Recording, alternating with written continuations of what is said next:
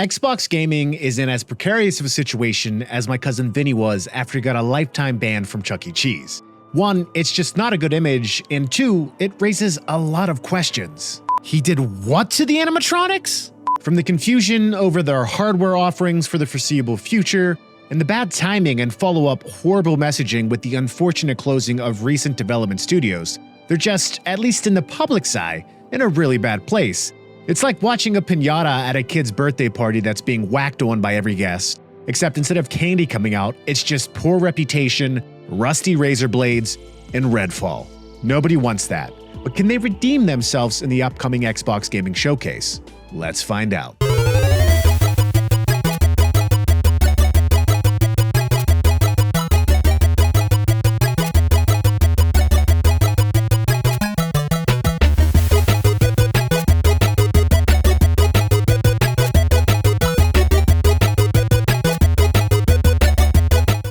Xbox needs a redemption moment, and really, the only way for them to achieve that is to showcase great games. Now, we know we're going to see Call of Duty related news, and that's fine. People obviously enjoy those games, even though I'm one of the weird folk who only enjoys the campaigns, but they need to go beyond that. They need to build confidence in what's to come and give reason for gamers to commit to the Xbox ecosystem, which honestly is beyond Xbox hardware at this point. It's anything from Game Pass on your PC, console, or mobile devices. And in the spirit of being charitable, I'm always optimistic that we may find ourselves looking forward to some great games. For example, Gears of War 6 is a game I am cautiously hopeful for. Personally, I was a latecomer to the series. Back in the 360 days, I never touched it. I had some roommates that were crazy about the online multiplayer, but I was personally always a Halo guy. But back in 2016, I finally got an Xbox again after years of not gaming in college and grad school, and my good buddy Alex and I played through the entirety of Gears 1, 2, and 3 in a single day, and I fell in love with it. From the storytelling, the action, and just the overall world.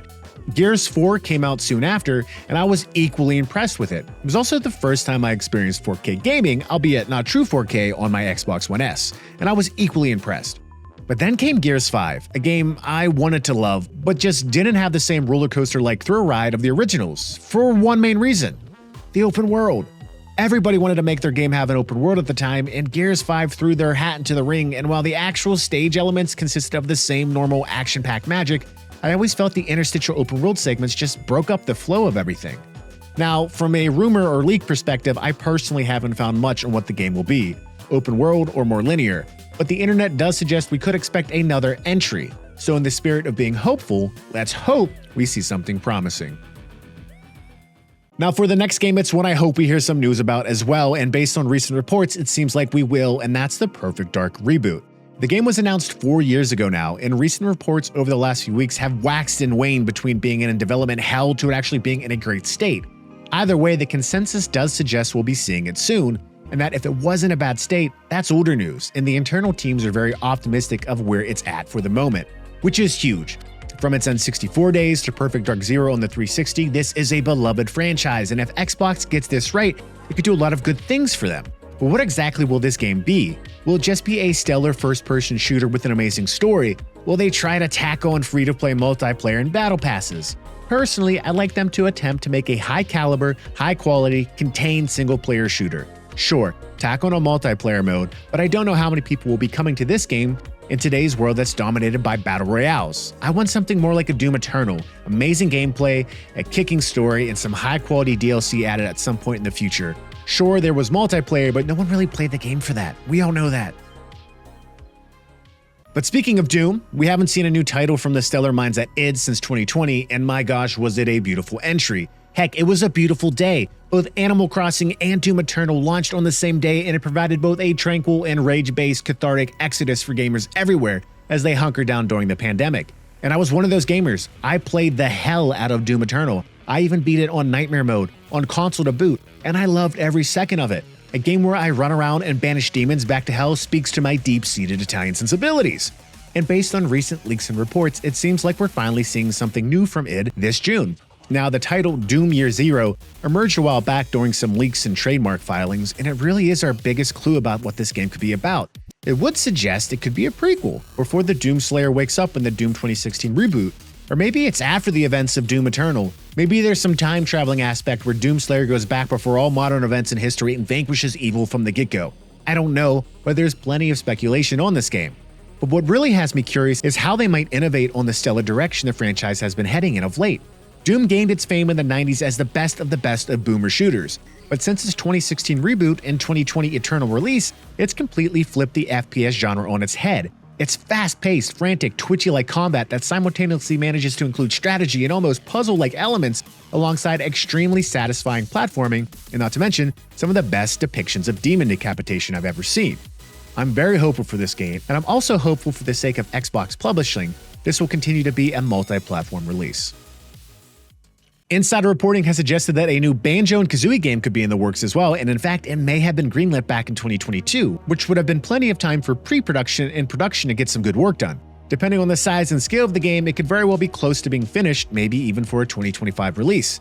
That being said, this would be a stellar title for Xbox to debut at their showcase. Even Phil Spencer mentioned a bit back that yes, they're hearing demands for a new Banjo game. So while there's plenty of reason to think this could be coming, longtime fans of the franchise are still rightfully skeptical though. More so, they're skeptical about who could be handling the title.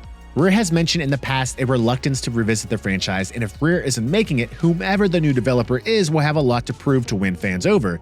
Now, one developer who's been thrown in the ring is Toys for Bob, the studio acquired by Microsoft via the Activision merger, but also recently spun off to be its own private company. A few years back, company leadership at Toys for Bob did state that both Banjo and Spyro are two franchises that deserve to be revisited, and if this is the case, this does signal promising news, as Toys for Bob spun off from and became its own private company, but also has had a deal in place with Microsoft who could assist them in publishing their first independent game. Could this mean we'll be seeing a new Banjo? More so, does it mean we'll be seeing it not just on Xbox, but everywhere else? Let's buckle in and hope for the best. Now, while there's some hopeful optimism we've discussed, Xbox gamers are a bit more confused on the next title. Back in 2021, Avalanche Studio and Xbox revealed the game Contraband, but nothing's been heard about the title since. We have no release date, we have no update on development, we really know very little about the game besides the initial reveal trailer and the bit that's been discussed on the game afterwards. Now, Avalanche is known for making very free open-world games, most notably the Just Cause series, so we can assume that that engine and design philosophy should be present in this one as well. More so, we know it's a game based in the 70s, in a fictional tropical paradise where you play as smugglers, and it's highly emphasizing co-op gameplay. Could this be some kind of crazy fusion between Just Cause and Uncharted? I'm interested in this game, but realistically, they'll have a lot to show me to convince me to give it a try. We'll see soon though, hopefully.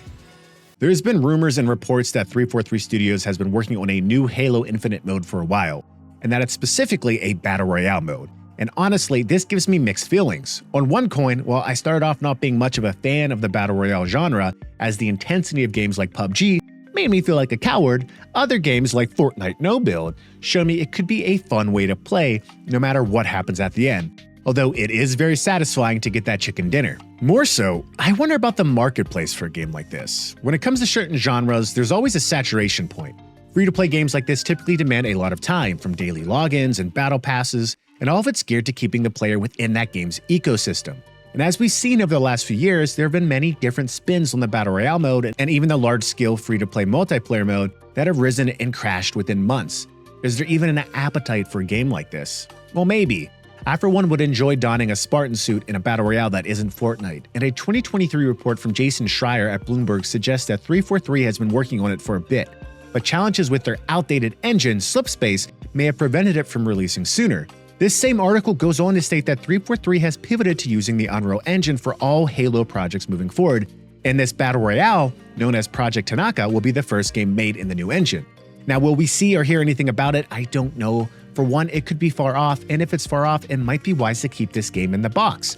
Part of me thinks a random surprise release like EA did with Apex Legends could give this title a good early boost to get players into the game as well, rather than having a long lead time that would enable gamers everywhere to hype and downplay to the point that when it does finally release, players have already made up their minds if they even really want to try it.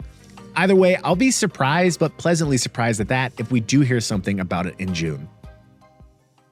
Starfield is quickly approaching its one-year anniversary, and many folks believe it's about to be a big year for the game. Bethesda had previously confirmed plans for a DLC, and in a recent May update, creative producer Tim Lamb briefly mentioned that more quests are in the works for the game, including a massive expansion that's currently known as Shattered Space. Now, Shattered Space was already mentioned as in the works for the game even before the original title was released, but very little has been shared on when or what we could see, or what it even really is about. But based on suggestions by the Bethesda team, many fans believe it could focus on House Faroon, a theocratic government that worships a deity known as the Great Serpent, which honestly sounds like an exciting expansion. It will be great to discover more about this new galaxy along with the many different clans and factions that could be dominating the stars. But when could it be releasing? Well, September will mark its official 1-year anniversary, and that might be a perfect time to release the DLC.